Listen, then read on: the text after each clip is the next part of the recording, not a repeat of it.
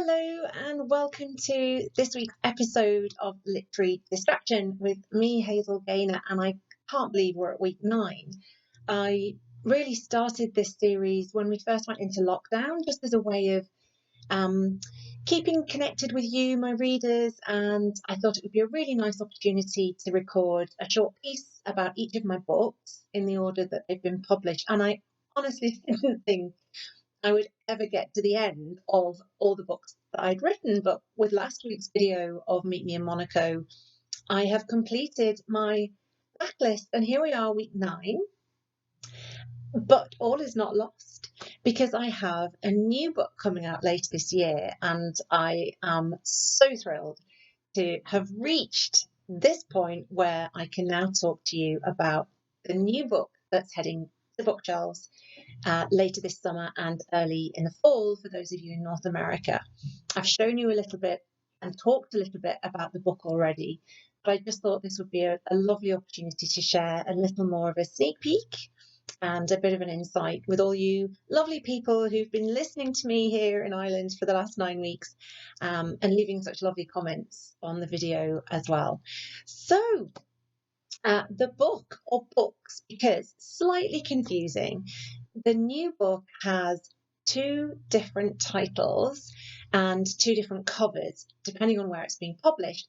And you've seen from the previous videos, quite often my book has a different cover in North America and the UK and Ireland, Australia, New Zealand, different countries, and foreign publications as well, translations. So this is no different. And what we also have is a slightly different title this time as well. And this happens quite often. Sometimes we find that a book has been published in one of the territories we're publishing in with a very similar or even the same title. So we just have to change and adjust according to that. So without further ado, we have, and this is the proof. So this isn't a finished copy of the book. This is very close to the final cover of The Bird in the Bamboo Cage, which is the title of the book for readers in the UK, Ireland, Australia, and New Zealand.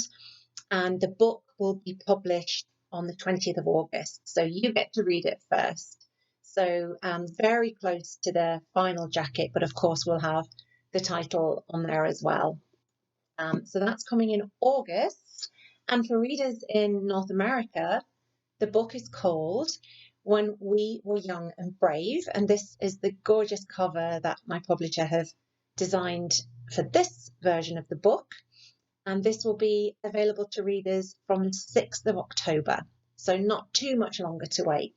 So there they both are, side by side.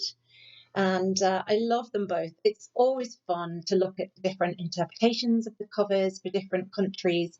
And we had great fun going back and forth and looking at the different versions of the covers that were designed. And there's some lovely interior design work as well. As with all my books, themes are usually pulled out and that's incorporated into the inside of the book. And the book will be released in hardcover for readers in the UK. It will also be available, obviously, as an ebook for everybody. It will be in the larger sized paperback for readers in Ireland and Australia and New Zealand. And in North America, you're going to get this gorgeous paperback edition, but it's going to be a very special edition, almost like a soft hardcover, if that is such a thing. So it'll have inside little jacket flaps, and it's going to be a really lovely, I think, the decal edged paper as well. So it's going to be a really lovely edition. So what's it about? Well, this book is set in China during World War II. So a totally new era for me and a new location, both of which have been absolutely fascinating to research and to write. And the book was inspired, as most of my books have been, by an incredible true story. And I still, when I think about it and talk about it, can't quite believe that it happened and that I'd never heard about it until a few years ago, when my literary agent, who represents me and has worked with me on all my books, and she sent me a link to a podcast where a couple of guys were talking about Girl Scout cookies, Girl Guide cookies, as I would call them in this part of the world. and how a box of Girl Scout cookies had gone astray. And through this missing box of cookies, they had uncovered this amazing story of a group of school children who were also Brownie Guides and Girl Scouts, who were at a British-run missionary school in northern China just before the events of Pearl Harbor in December 1941, after which Japan declared war on the USA and Britain, and the children and their teachers ended up being occupied in their school by the Japanese army and ultimately were taken to an internment camp in China. The whole school, the children and their teachers. And when I heard this, I was listening to this podcast and I wondered at first, where's this story going? This is about, I can't write a book about Girl Scout cookies. And this incredibly poignant, haunting story of overcoming adversity, incredible bravery, friendship, overcoming hardship, just sort of poured out of these two guys talking about this story they discovered, and everything started from there. So I felt very quickly this was a story I was absolutely fascinated by and really wanted to find out more about. So I started to research the school where the children and their teachers were based, the internment camp in China where they were taken for the last 2 years of the war. And actually, I discovered that this story wasn't entirely unique, that there were lots of children who, over in the war in the East, which we don't tend to hear about quite as much as the war in the West, in Europe particularly, that there were lots of groups of children, expats who were at school because their fathers were diplomats or businessmen working in that part of the world, that they all got caught up in that part of the war and were either interned with their parents or in lots of cases interned apart from their parents. So the teachers, the adults that these children were with, had to become parents, guardians, as well as educators, as well as teachers. And I found this incredible book. I do like to show you my research books. This book, Stolen Childhoods, which is a fascinating and at times very harrowing, very hard to read, untold story of children interned by the Japanese in the Second World War, and that there were lots of these internment camps where, as I say, children were taken, sometimes with adults that they knew, and that they had to endure the conditions there for the duration of the war, plus being separated from their parents. So just these remarkable true stories of children very similar in age to my children now, or even younger, who had to just get on with it, had to survive, had to deal with hunger, with hardship, with seeing things that children at that age should never see.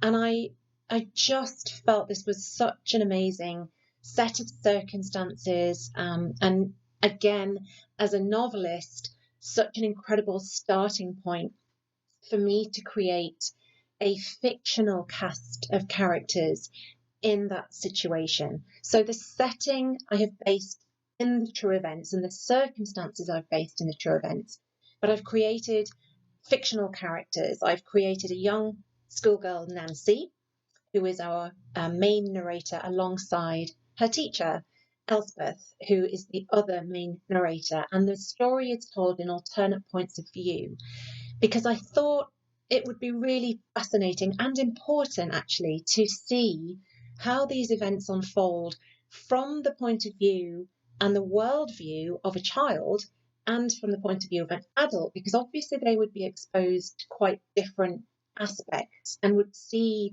things quite differently. So Nancy and Elspeth in turn narrate the story. Nancy has a couple of very dear school friends. So we have Nancy, we have Sprout, and we have Mouse, who are the three main children in the book. And Elspeth also relies on a very dear friend, a fellow teacher called Minnie.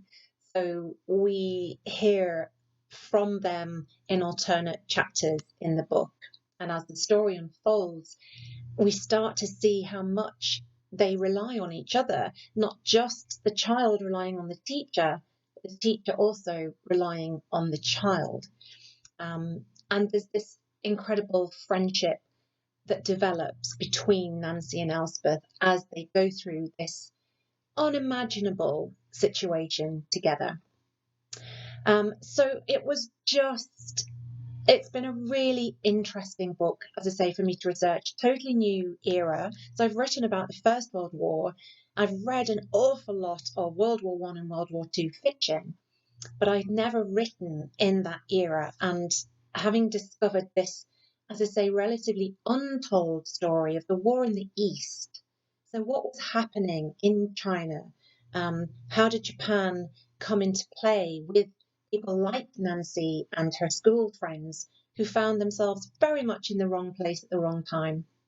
And this to me was just a whole new area of historical fiction that I was very keen to explore and to learn more about. I've learned so much by writing this book, and I hope that my readers will learn and be equally fascinated. Of course, there are lots of moments of poignancy, of heartbreak, but as with all my books, I really hope ultimately that this is a book full of heart, full of hope, full of redemption, and that it will give you lots and lots of things to discuss with your book clubs, with your friends who read the book. So lots to get your teeth into as well. I was a brownie guide myself, actually, so it's also been a lovely sort of nostalgia trip for me to think about what it meant to me to be a young brownie guide and to want to earn my badges and to follow the guiding principles. And I had a dig around on eBay and I found this gorgeous brownie guide handbook, which was a 1974 edition. I'm giving away my age.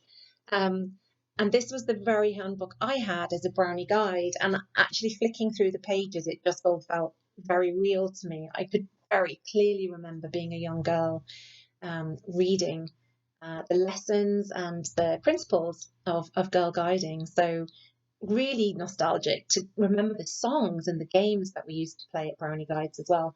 And I have to show you this. So because this whole thing started with the Girl Scout cookies going missing and these radio hosts sharing their interview and podcast about this amazing story, I, as you know, co-write some of my books with Heather Webb, who's based in the States, and she very kindly arranged for some Girl Scout cookies to come to Ireland. And I'd never had a Girl Scout cookie before, so of course we know about them. And we had to order the s'mores flavour, which I have been told since by lots of Americans are not the nicest. But we loved them, and I have several packets of these in my office, which my children keep looking at, and I'm worried there won't be any left for much longer. And actually, I also was sent some Irish Girl Scout, or Girl Guides, as we call them here, Girl Guide cookies. I didn't realise there were Girl Guide cookies here as well. So it's been really lovely to connect with Girl Guides and Brownie Guides again. I went to talk. Actually, the last thing I did before lockdown, the evening before lockdown, I was talking to a group of young Brownie Guides in my local town and helping them to make decorations for St. Patrick's Day, which didn't happen. So that was an amazing evening, just to connect with those girls and listen to what they're up to and how things have changed and how things haven't changed in the Girl Guide movement. So that's been really lovely as well.